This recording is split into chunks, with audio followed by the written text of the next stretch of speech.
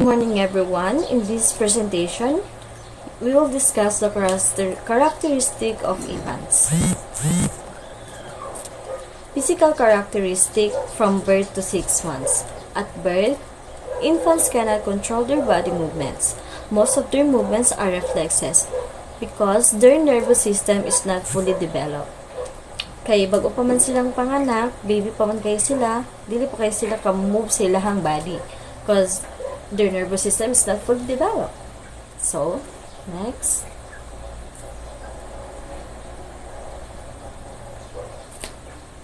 During the first months, infants can see clearly objects that are about 10 inches away from their faces. By 6 months, their vision is more fully developed. By 4 months, most babies have some control of their muscles and nervous system. They can sit with support, hold their head up for short periods of time, and can roll from their side to their stomach. By 5 months, most babies can roll over.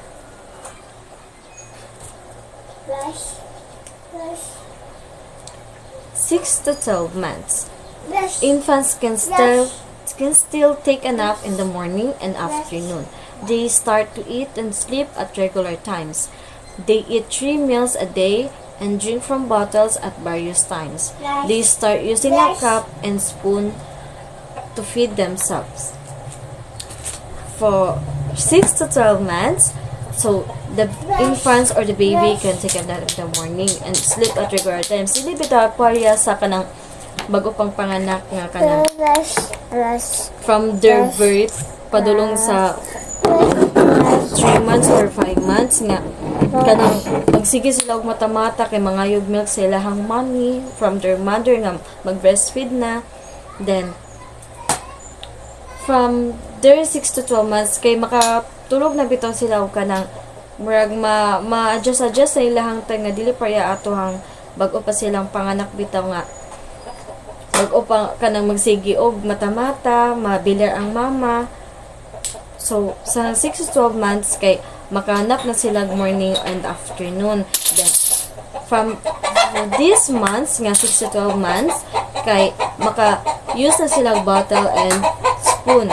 And makakauna po sila og ila, pero mo lagi bulingit kaayo. Then, kung mag-drink sila og water, by using a cup, makakapot sila, pero magsige lagi katagak-tagak. Pero at least, na hawid-hawiran na nila ang makakauna po sila og ilaha. They can feed themselves. Infants can sit alone. They crawl with their stomach touching the floor and they creep on their hands and knees. By 8 months, they can reach for and hold objects. They can pick up objects with their thumb and forefinger and let objects go, drop things. Like what I said earlier, that makagunit lagi sila og mga butang pero sige lagi katagak-tagak kay mo lagi dili pa nila matarong o kapot ang mga objects ng ilang kakatan. So sa infants can sit alone, mo lagi magtumba-tumba sa lagi sila. Then they can crawl na magkamang-kamang na bisan na asa na padulong, and they can curl open hands and feet. Magkuha na nila, makapot na nila ilang tiil. Then bisa na siya panghilaptan kay magkamang-kamang na lagi samot sa salog magkamang-kamang. So next, they start to throw things. They pull up a stand. They stand holding onto furniture and they can walk when led. By the time they are 12 months old, most babies can weigh 3 times than they weigh at birth and gain about an inch per month in length. The average infant at 1 year may be between 26 to 30 inches. So, muna ni nagsugod na sila og kanang maglabay-labay og mga butang, magpatakag panguha, maglabay-labay dayon, makatindog sila. Dili sila makatindog nga ingon nga makatindog diretso, pero kinahanglan sila mo depensa like furniture, makapot-kapot sila sa mga butang, maghawid sila para maka-stand up sila, then they can walk and not totally walk na dili sila matumba pero magkagunit sila sa mga butang, makasuporta sila sa ilahang paglakaw-lakaw kung asa sila gusto padlong kay man sila kanang mag-curious man sila, mag-ato sila bisan asa. So, kung makakapot sila mga butang-butang, kay gusto nila maka-walk sila dito. So, mangita sila pamaan, maghawid-hawid sila bisan asa, like furniture. Next. Their social and emotional characteristics. Birth to 6 months. They begin to develop trust as their parents meet their needs such as changing their diapers when needed, feeding them when they are hungry, and holding them when they cry. So, muna ito lang mga emotion nga birth to 6 months. Next. When frightened, infants cry and look surprised and afraid. They cry to express anger, pain, and hunger. It is their way of communicating. They are easily excited or upset. They need to be cuddled and comforted. So, ang mga infants, they can talk because ang ilang way nga mag-communicate sa ato is crying. If gutom sila, maghilak sila. Kung nahadlok sila, maghilak sila. Kung nasuko sila, maghilak sila. Because they can talk. And we can understand them by they're showing their emotion, like crying. And pag inahin na gani kay nanaday na sila gibate, excited or na-upset sila, or kung isa nga mga butang nga kuan kay lang showing of emotion, to communicate as is crying. Next. Infants smile in response to a pleasant sound or a full stomach. At about 6 weeks, they smile in response to someone else. By 4 months, they smile broadly, laugh when pleased, and learn to recognize faces and voices of parents. Kabantay mo anang kanang if we play the baby like peekaboo, or they like the sounds, kung silang nadunggan, magkatawa sila, then pag busog sila, mag-smell na din sila, muhuno na din sila og milk. Then, for about 6 weeks, they smell in response to someone else. Infancy and toddlerhood. Toddler is from ages 1 to about 2, and an infant is a child that is under the age of 1, while a toddler is between the ages of 1 and 3. Therefore, their safety needs are different than those of toddlers. Our infancy toddlerhood is when children begin to develop a sense of what the world around them. Childhood is not a race to see how quickly a child can read, write, and count. It is a small window of time to learn and develop at the pace that is right for each individual child. Earlier is not better. Now, let's talk about physical development. In infants, physical changes can be very apparent in first year. Infants' height increases by %75 by age 2 into toddlerhood, and physical development is something that occurs very quickly in infants but slow down in a bit into toddlerhood. And one other important aspect to remember about this period of development is that all children grow at different rates at different times. Typically, what is seen in infant is quick use of fine and gross motor skills by sitting up, crawling, and grabbing objects within the first 18 months of life. This work will benefit the child in their toddler years with the constant stimulation. Toddlers will be able to run, climb, and even stack blocks on top of each other. And the second one is language development. Language development is also an area of development in this time frame that really flourishes. Infants can easily detect parts of their native language. With infants, they start to use beginning sequence to speak. At just 2 months, infants are making vowel type sounds, or better referred to as cooing or bird, or around the ages of 6 to 8 months. Infants can also detect phenomena which are small changes in the language and comprise them into phonemic categories to produce their native language. In this video, I am going to talk about infancy and toddlerhood. Infancy is defined as the first year of life after birth.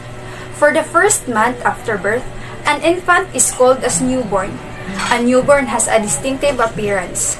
The head is very large and the arms and legs are relatively short.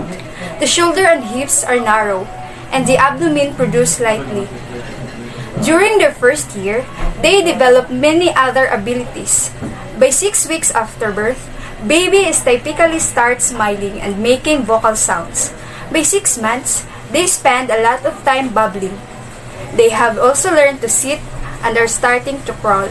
By 12 months, they are saying their first word and they can stand with help and may have starting to walk. In this part, we will talk about the toddlerhood. A toddler is a young child who is learning to walk or toddle. This is the second stage of development after infancy. It generally refers to children between the age of 1 to 2 years old. During this stage, children not only learn to walk steadily but also develop other motor skills. By the end of the third year, most children can run, walk upstairs, and climb on chairs. They can feed and dress themselves with help. They can also manipulate small objects and hold the crayons and scribble with it. They have learned the sense of word and speaking in simple sentences. Most children are also toilet trained by the end of the third year. Good day everyone, especially to you ma'am. My name is Amina D. Abdulatif from B.Ed 1D. Our talk today is all about infancy and toddlerhood. Infancy, this is a period of time of many changes. The infant progresses from neonate, dependent on the world around them, to a baby who can interact and process change within the surroundings. So, from Latin word infans, it means unable to speak or speechless, is the more formal or specialized common term. Baby, a very young child that can neither walk or not talk. Toddlerhood. During the toddlerhood years, your child will rapidly change and grow, learn skills, and be able to interact with the world in new and different ways. The process is known as development, and it emphasizes several areas including cognitive development, physical development, language skills, and social development. The young child who is learning to walk. There have 5 stages of infancy. The 5 stages of child development include the newborn, infant, toddler, preschool, and also school-age stages. Baby milestones. Your baby first year is full of developmental milestones.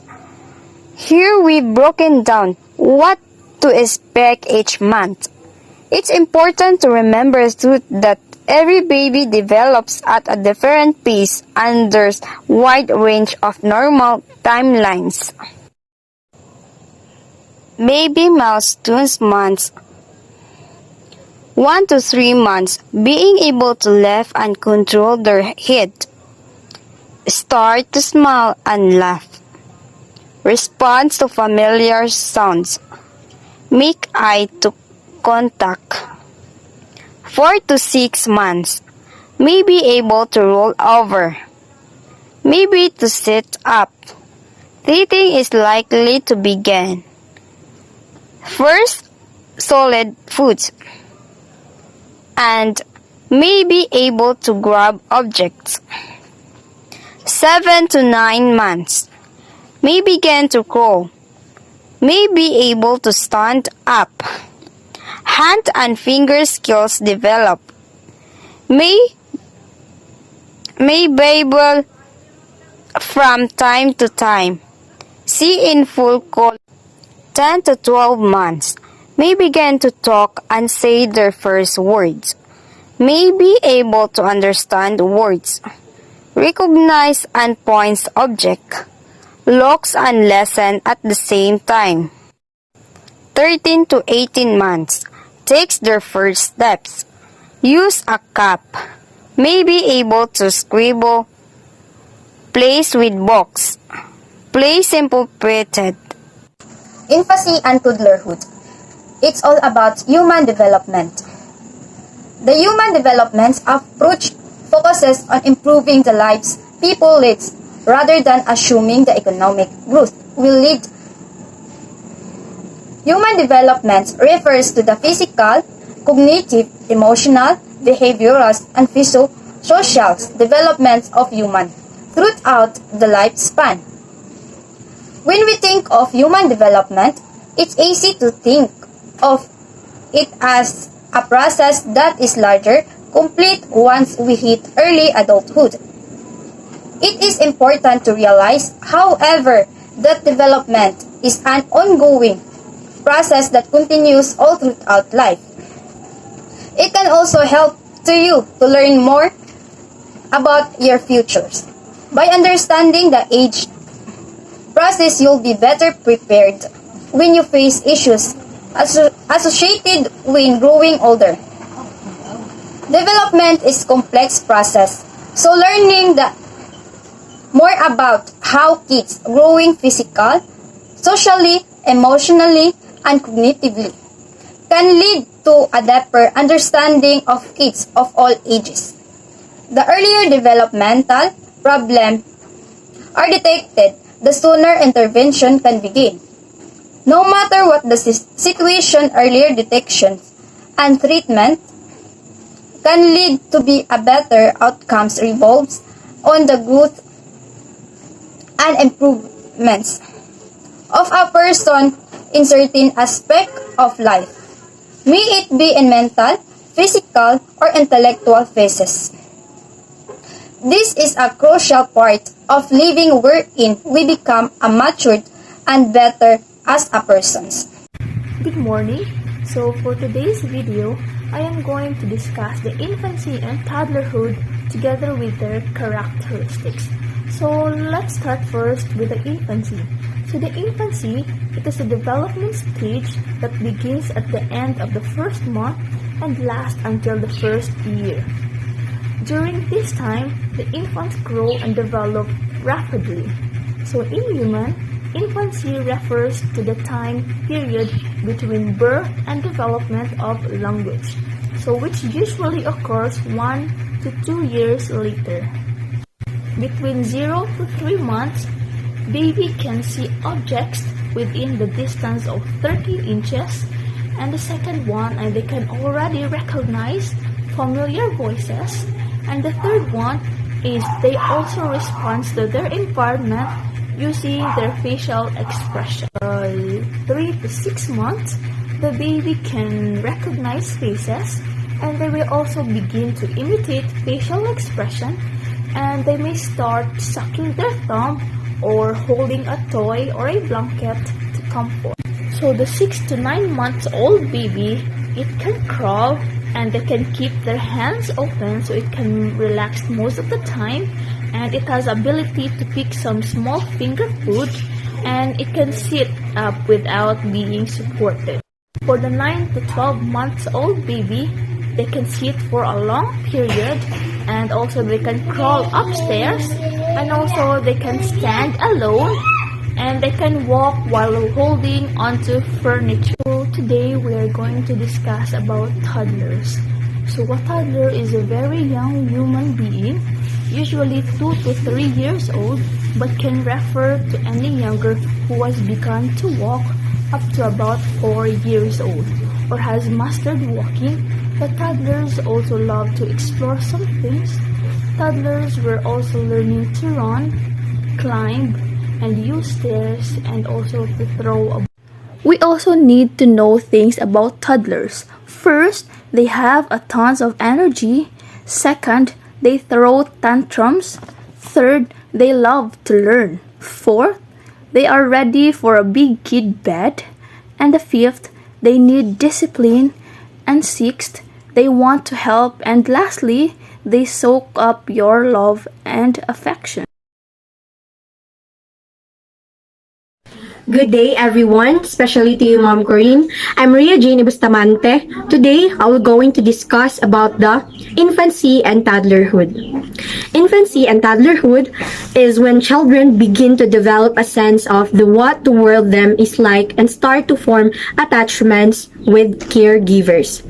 This early views of the world and these relationships can ultimately influence later feelings of anxiety and the quality of other relationships even into adulthood.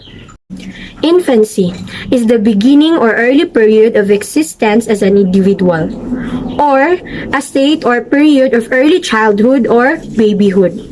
Toddler is the term applied to 1 and 2-year-old children. This age is a time of great cognitive, emotional, and social development. The word is derived from to toddle, which means to walk unsteadily like a child of this age. Cephalocaudal. Cephalocaudal or the cephalocaudal gradient of growth refers to the pattern of changing spatial proportions over time during growth. One example of this is the gradual change in head size relative to the body size during human growth. The postnatal growth from conception to 5 months when the head grows more than the body. The greatest growth always occurs at the top parts of the head. The infants learn to use their upper limbs before their lower limbs. Upper limbs or upper extremities are the forelimbs of an upright posture tetrapod vertebrate extending from the scapulae and clavicles down to and including the digits, including all the musculatures and ligaments involved with the shoulder, elbow, wrist, and knuckle joints. Lower limbs or the lower extremity refers to the part of the body from the hip to the toes. The lower extremity includes the hip, knee, and ankle joints and the bones of the thigh, leg, and foot. Proximodistal. Proximodistal, it comes from the Latin words proxim, which means close, and this meaning away from, because the trend essentially describes a path from the center outward. Motor development refers to the development of motor skill from the center of the body outward. The muscular control of the trunk and the arms comes earlier as compared to the hands and fingers. Height is an adaptive process composed of multiple transactions between this context and the biobehavioral regulatory system that define human functions. Weight. It's normal for newborn babies to drop 5 to 10% of their body weight within a couple of weeks of birth. Due to the baby's adjustment to neonatal feeding, once they adjust sucking, swallowing, and digesting, they grow rapidly. Breastfeed babies are typically heavier than bottle-feed babies through the first 6 months. Common reflexes. Sucking reflex. The sucking reflex is initiated when something touches the roof of an infant's mouth. Infants have a strong sucking reflex which helps to ensure they can latch onto bottle or breast. The sucking reflex is very strong in some infants and they may need to suck on a pacifier for comfort. Next is rooting reflex. The rooting reflex is most evident when an infant's cheek is stroked. The baby responds by turning his or her head in the direction of the touch and opening their mouth for feeding. Next is gripping reflex. Babies will grasp anything that is placed in their palm. The strength of this grip is strong and most babies can support their entire weight in their grip. Curling reflex. When the inner sole of a baby's foot is stroked, the infant responds by curling his or her toes. When the outer sole of a baby's foot is stroked, the infant will respond by spreading out their toes. Ertel or Moro reflex. Infants will respond to sudden sounds or movements by throwing their arms and legs out and throwing their heads back. Most infants will usually cry when startled and proceed to pull their limbs back into their bodies. Next is Gallant reflex. The Gallant reflex is shown when an infant's middle of lower back is stroked next to the spinal cord. The baby will respond by curving his or her body toward the side which is being stroked. Next is tonic neck reflex. The tonic neck reflex is demonstrated in infants who are placed on their abdomens. Whenever side the child's head is facing the limbs, on that side will straighten, while the opposite limbs will curl. Okay, before I end my discussion, let me share this quote. A baby is God's opinion that life should go on. Okay, this will end my discussion. Once again, I'm Maria Jane Bustamante. Thank you for watching and listening. God bless.